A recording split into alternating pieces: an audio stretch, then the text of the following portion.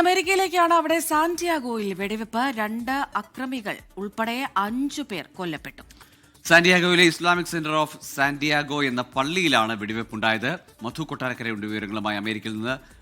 മധു, good morning again. ആരാണ് ഈ ആക്രമണത്തിന് പിന്നിലെന്ന് മനസ്സിലായിട്ടുണ്ടോ? എന്താണ് അവരുടെ ഈ പ്രചോദനം, അല്ലെങ്കിൽ അവരെ പ്രേരിപ്പിച്ച ഘടകം എന്നതൊക്കെ വ്യക്തമാവുന്നുണ്ടോ?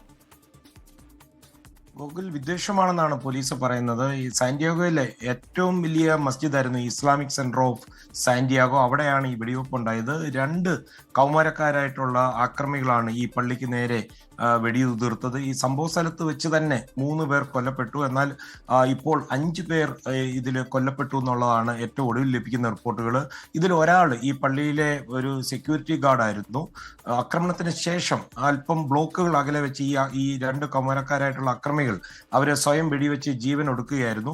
ഇതൊരു വിദ്വേഷ കുറ്റകൃത്യമായിട്ടാണ് പോലീസ് പറയുന്നത്. അത് മാത്രമല്ല, ഇവർ സഞ്ചരിച്ച കാറിൽ ഇത്തരത്തിലുള്ള ഈ ഇസ്ലാം വിദ്വേഷ പേപ്പറുകളും അതുപോലെ ഈ ഗണ്ണിലും ഇസ്ലാം വിരുദ്ധ കാര്യങ്ങളൊക്കെ എഴുതി വെച്ചിട്ടുണ്ടായിരുന്നു.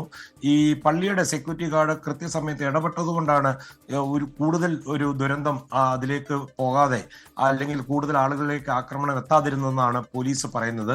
സംഭവ സ്ഥലത്ത് ഈ പള്ളിയിൽ സ്കൂളിലുണ്ടായിരുന്ന കുട്ടികളുണ്ടായിരുന്നു. അവരെല്ലാം സുരക്ഷിതരാണെന്നാണ് സ്കൂൾ അധികൃതർ പറയുന്നത്. FBI ഉൾപ്പെടെയുള്ള ഉന്നത അന്വേഷണ ഏജൻസികൾ സ്ഥലത്തെത്തി ഇത് സംബന്ധിച്ചുള്ള അന്വേഷണം ആരംഭിച്ചിട്ടുണ്ട്. ഗോകുൽ, അമൃത. ശരി, മധു കൊട്ടാരക്കരയാണ് വിവരങ്ങൾ നൽകിയത്. കൗമാരക്കാരാണ് ആക്രമണത്തിന് പിന്നിലെന്ന് പറയുമ്പോൾ എത്രത്തോളം ഡീപ്പ് റൂട്ടഡ് ആണ് ഈ ഹേറ്റഡ് അല്ലെങ്കിൽ ഹേറ്റ് സ്പീച്ച്, അതിന്റെ വേരുകൾ എത്രത്തോളം വിദ്വേഷം ആഴത്തിൽ പടർന്നിരിക്കുന്നു എന്നത് കൂടി ആശങ്കപ്പെടുത്തുന്നതാണ്.